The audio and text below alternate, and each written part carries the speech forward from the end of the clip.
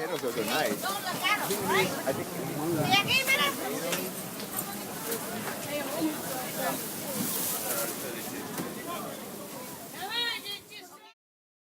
This is called Boston Terminal Market. Next door is New England Produce Center. You can buy same stuff on this side and the same stuff on that side. And if you go on that side, there might be 5 houses that sell potatoes. There might be 5 houses that sell tomatoes. There might be 5 houses that sell apples. They all sell the same product. It's not just one apple company. There's not one, you know what I'm saying? The house is the wholesaler. There's 50 wholesalers. Some look for you and call you on the phone. I got this item for you for the right price. They have deals that they save for people. So like I said, I deal with 2, 3, 4 different houses that I get along with, that I've been dealing with for 60 years. So I stay with it. There's some new houses that I don't even go into, and there's some items I don't even sell because I don't even know what it is. So I stick to my basic apple, pears, oranges, grape, you know. I have a routine of going to the same people every week. I don't like, and the houses that I go to, I mean, I think my reputation stands for itself. I mean, the same people week after week. I mean, I've been doing business with people since the beginning, when I first started. And they'll always have cantaloupe, honeydew, vegetables, peppers, Stephen with the carrots.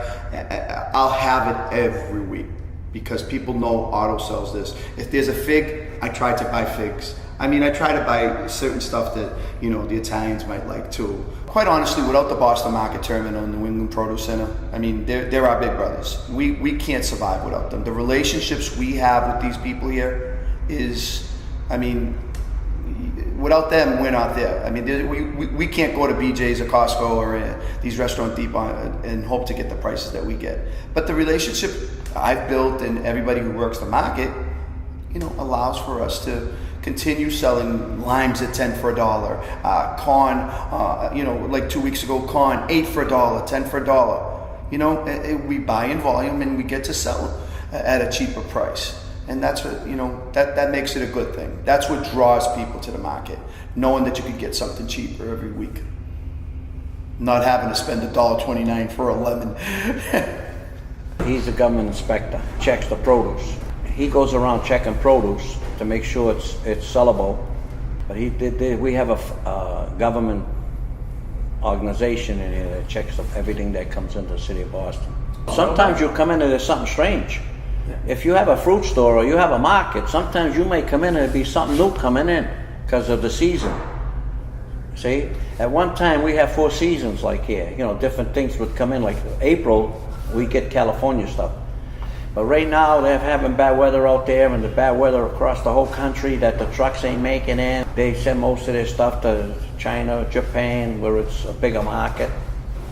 So at one time we'd be at this time of the year getting their grapes or their plums or their peaches, which is a little slow. We're still on Chilean stuff. And that's what happens. You can have cherries all winter, you can have grape all winter, you can have plums all winter. At one time you didn't have that stuff in the 60s, 70s when I was a kid.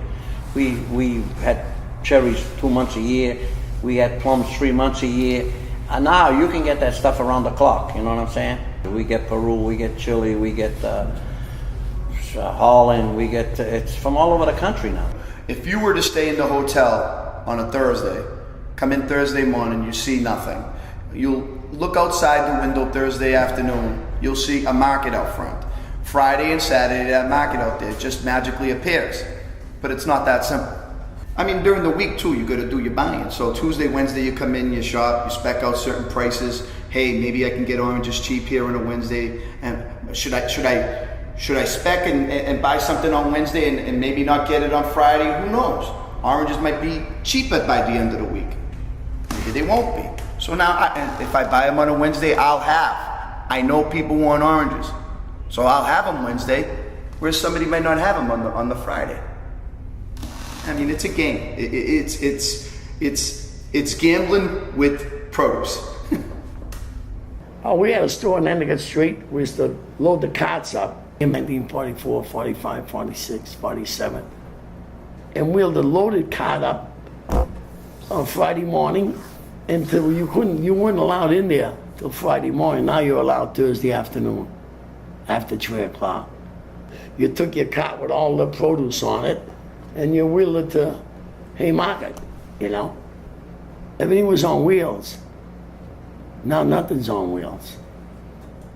You couldn't make a living with one cart load. You know what I mean? With just a push cart, it was hard to make a living. You were limited to how much stuff you could put on there, you know? And so you needed sort of a warehouse. So they rented little stores in the North End, and they wheeled them. They wheeled the produce back and forth. Okay, I get up at 3:30 Friday morning. I come into the Chelsea Market. I check on my produce that I make sure I have everything. I call my driver.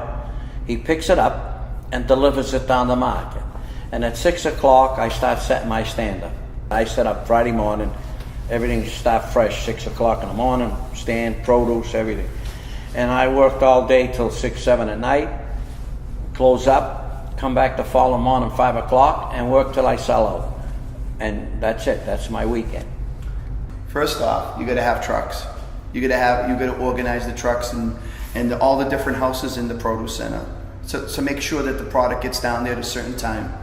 You gotta make sure that the product is good, that you're buying and you get the product that you had purchased. Friday morning, I get up at 1, I'm in the market by 2:15, 2:30. So 2:30, and we close at 7 on a Friday night. Go home. You're back in the market by 3:30 again Saturday morning. A Saturday morning till 7 o'clock at night, sometimes 8 o'clock when you're done with everything, you know? Because you want to make sure everything's clean at the end of the night.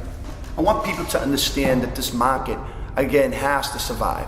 One way or another, people need this market. And it's not just for the poor people. It's not just for the poor people. It's for everybody. People who come looking for certain fruits and vegetables that, you know, for restaurants, stores, or whatever. People like, I love the fact that there's a woman who comes every week with rolls of quarters, and her name is Avril, and she'll come by and say, hey Otto, how many rolls of quarters do you need? And it's a routine, week after week. She'll come down with $200-300 worth of quarters for everybody down the market. You know, it's a meeting ground. You meet people. You don't stay home. You get to meet, and in Italy, the people go to the squares, and they meet, and they congregate, and they talk. Well, the market should be like that. The market is where people should talk. And sometimes you talk politics. I talk sports. Every Saturday morning, Charles and a couple other guys come in, and we all talk basketball. We talk basketball, football, whatever it is, and we express ourselves. Sometimes we get along. Sometimes I see it one way, he sees it another way. But that's the way, you know, the market should be. It's a great thing, and when it's done right, the market is the best.